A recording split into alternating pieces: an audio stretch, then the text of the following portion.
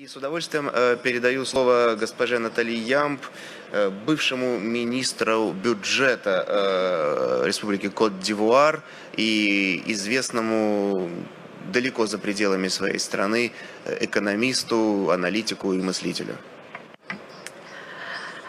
Je souhaite en premier lieu remercier les autorités russes et la Team Afrique pour m'avoir permis de venir exprimer mon point de vue, celui de mon parti et celui du professeur Mamadou Koulibaly, candidat à l'élection présidentielle de 2020 en Côte d'Ivoire, sur la souveraineté, sur les valeurs africaines, sur les urgences de développement en Afrique et le rôle que la Russie peut y jouer.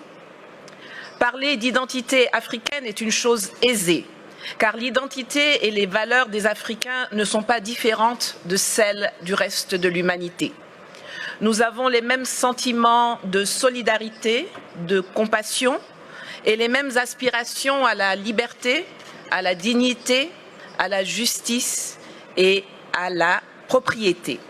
Pourtant, force est de constater que, après l'esclavage, après la colonisation, après les pseudo-indépendances, on ne nous a reconnu que le droit d'être libre, mais seulement au sein de l'enclos français.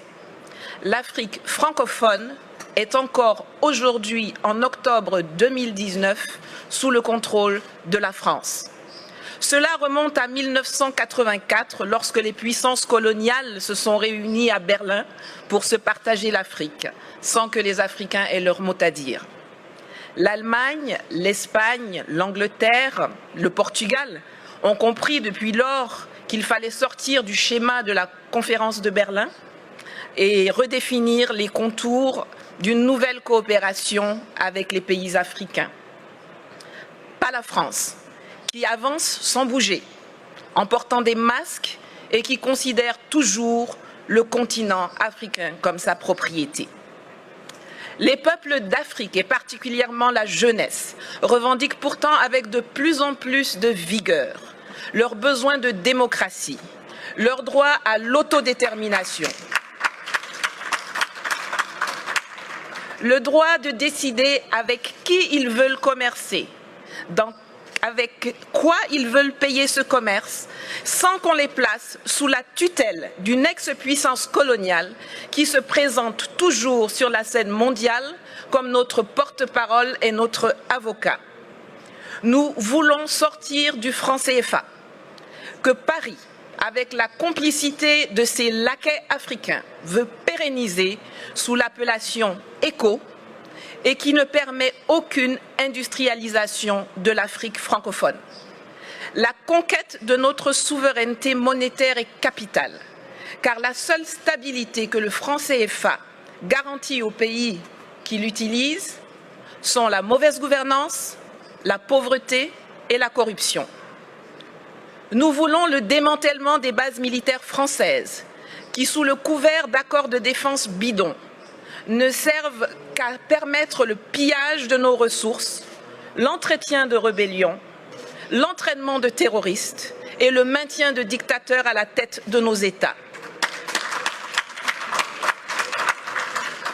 Nous refusons que la France continue d'usurper la voix de l'Afrique à l'ONU, qu'elle soit à la base de quasiment toutes les résolutions concernant le continent. Les pays d'Asie ont appris à commercer avec les investissements directs étrangers, alors que nous, on nous saoule avec l'aide publique au développement. Résultat, aujourd'hui, eux, ils sont BRICS et émergents, et nous, nous sommes des mendiants qui sommes très fiers d'être qualifiés de pays pauvres très endettés. Cela doit changer. Cela va changer et la Russie a un rôle à jouer dans cette évolution. Mais nous ne venons pas en Russie pour y chercher de nouveaux maîtres qu'on substituera aux anciens. Nous y venons pour trouver des partenaires, pour faire du business gagnant-gagnant pour la Russie comme pour les pays africains concernés. L'Afrique regorge de potentialités. Mes prédécesseurs l'ont déjà dit, il y a une population qui grandit, dont 60% à moins de 30 ans, une position géostratégique, d'immenses ressources minières, naturelles, agricoles et surtout humaine. Sur le plan militaire, la présence de la Russie, qu'il n'y a pas de tradition coloniale, peut permettre de rééquilibrer les choses dans les pays francophones. Et je crois que l'exemple centrafricain dont Madame la ministre de la Défense pourrait mieux nous entretenir est l'un des plus parlants. En Côte d'Ivoire, nous avons par exemple un énorme besoin de formation militaire et de restructuration de l'armée. Sur le plan économique, la promesse de Sochi doit être celle de la rupture avec le huis clos actuel appauvrissant où la France semble avoir verrouillé les domaines de l'eau, de l'électricité, des routes, des ponts, des ports, par des monopoles protégés par les gouvernements respectifs ou par des passations de marché de gré à gré sans appel d'offres, pour que nous puissions enfin nous diriger vers une ouverture de l'économie à tous, notamment aux industries et entreprises russes, dans les secteurs agricoles, miniers, énergétiques, de la transformation industrielle, de l'éducation, de la formation, il y en a plein.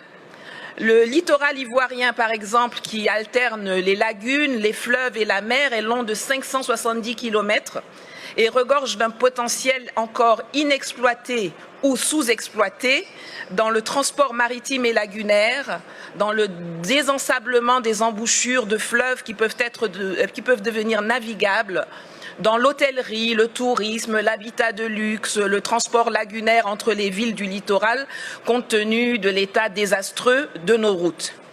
Enfin, sur le plan politique et diplomatique, le monde et la Russie doivent cesser de nous voir à travers les lunettes déformantes du storytelling méprisant, mensonger et négationniste de la France, qui nous assujettit.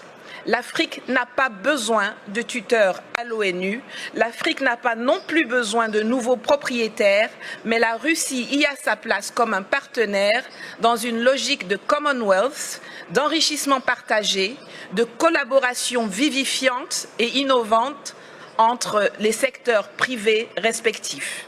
Le monde bouge, les lignes évoluent. L'année prochaine, 2020, est celle d'élections présidentielles au Togo, au Burkina Faso, au Niger, en Centrafrique, en Guinée et en Côte d'Ivoire, pour ne parler que de l'Afrique francophone. Espérons que celles-ci verront l'arrivée au pouvoir de dirigeants réellement choisis par les peuples, qui privilégieront enfin l'ouverture sur le monde et de nouvelles et innovantes opportunités d'affaires à l'asservissement bête et stupide aux colons d'hier et d'aujourd'hui. Je vous remercie. Спасибо. Я хочу отдельно отметить, поскольку в зале находятся иностранные журналисты, французские, американские, что одна из главных традиций мероприятий, которые проходят в нашей стране и в частности здесь, это полная свобода, открытость, отсутствие цензуры, и спикеры свои выступления не согласовывали, поэтому здесь можно насладиться настоящей свободой слова. Я это говорю как журналист, потому что знаю, какие бывают с этим проблемы в странах далеко за пределами России. Здесь вы видите полную палитру ярких красок и соответствующих заявлений, но я точно могу согласиться с госпожой Ямб в том, что у России действительно, как она отметила, нет никакого негативного, такого колониального опыта взаимоотношений с африканскими государствами. Мы единственная мировая держава, которая ничем себя не запятнала за многие-многие годы сотрудничества с странами африканского континента. В этом, конечно, наше конкурентное преимущество.